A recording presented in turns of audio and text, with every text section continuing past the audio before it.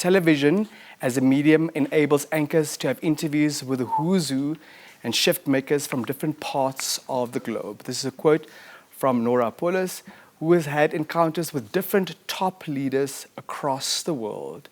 Tell us more.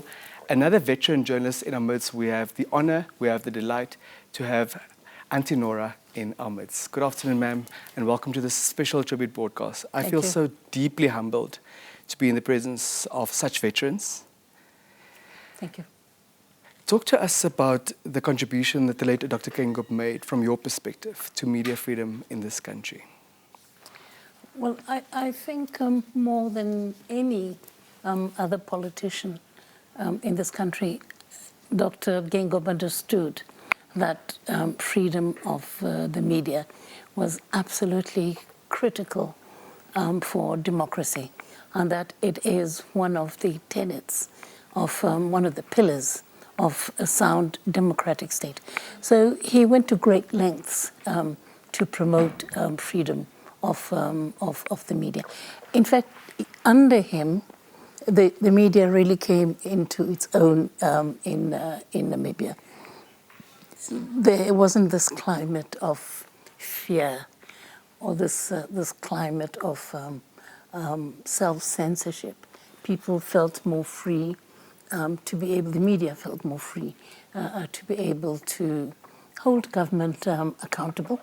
And he never took offense because he understood the role of the media. However, he was very fond of saying that the media had responsibilities, and therefore we had to ensure that we were balanced and we were factual. And he said, as long as those two criteria are met, he has absolutely no problem. So, and basically that was him. So we were able to operate in a very free environment under Dr. Geingob. Yes, so that was a huge contribution. I would also like to point out that he was a great supporter of the Namibian Broadcasting Corporation. He really, I used to work for the NBC at the time when he was Prime Minister, and he was a great supporter of the NBC. I remember one time the NBC had been chosen. We had the honor of being chosen to put Television Malawi on air for the first time. They didn't have a television station. We put them on air for the first time. So obviously this involved training across the board, camera people, presenters, journalists, etc. So one of the projects was to bring their presenters here and their journalists. We brought them to Namibia. We trained them, going out into the field, etc. And then we also trained their anchors, the journalists, their anchors. And to throw them in at the deep end, of course, after training, we put them on air to read the 8 o'clock news, our main news bulletin in the day. And we put them on the 8 o'clock news. And Dr. Geingob happened to be watching. He was so impressed that he picked up the phone, called us, and said, guys, come over to my house for a braai. And the whole Television Malawi trainees, the whole crew, we went over to his house for a braai.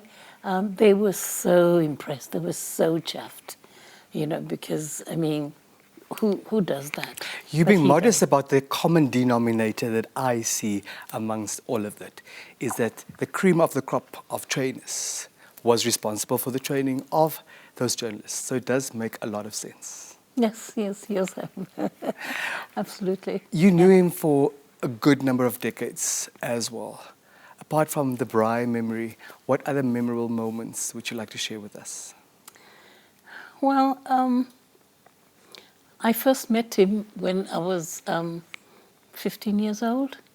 We went to New York on holiday, my brothers and I, to see our father, who was working at the UN at the time.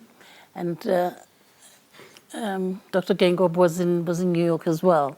And they were obviously very good friends, coming from the same organization.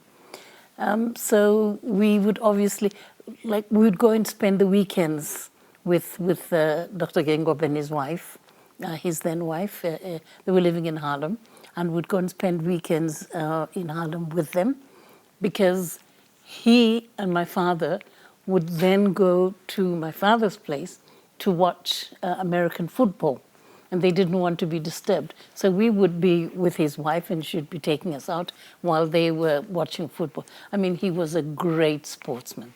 You know, he loved any kind of sport. And back in the day, it was obviously American football. He just absolutely loved it. The other thing that I remember from the time when I was a kid, when I was young, a teenager, was his dancing skills. Oh, God, could the man dance? He danced like a dream. He was an absolute charm. And of course, he taught me some moves. So when I went back to Africa, I was like a star, because I knew all the latest American dances, you know. And he loved music.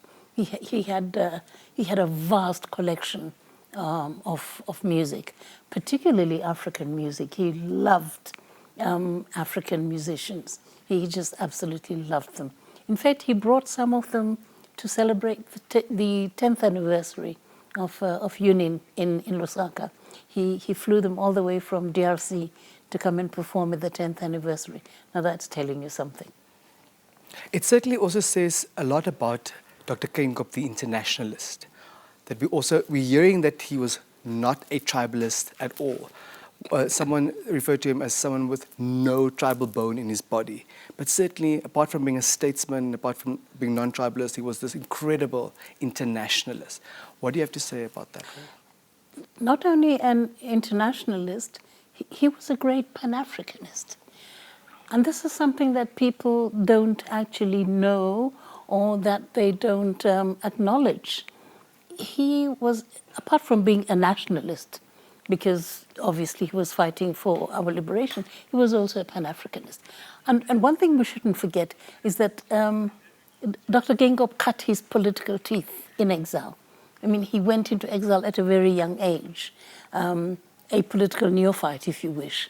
And he cut his political teeth growing up on the likes of Kwame Nkrumah, Sekou Touré, Leopold Senghor, Dubois, A.B. Dubois, Padmore, all the great Pan-Africanists, Jomo Kenyatta, Nyerere, all those. And these are the people that also helped to shape him. And you could tell this by when he became director of UNIN. The majority of the lecturers at UNIN were Africans. They came from as far afield as Egypt, would you believe it?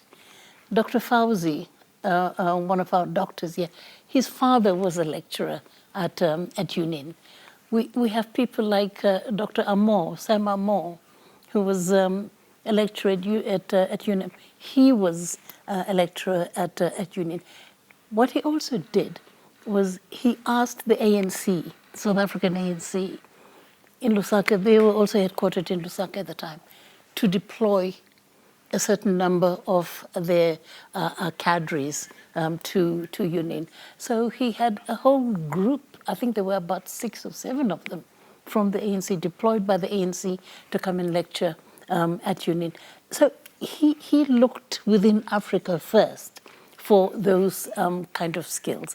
And in that sense, he was a great Pan-Africanist, and he knew no tribe. Hage did not, he did not know tribe at all.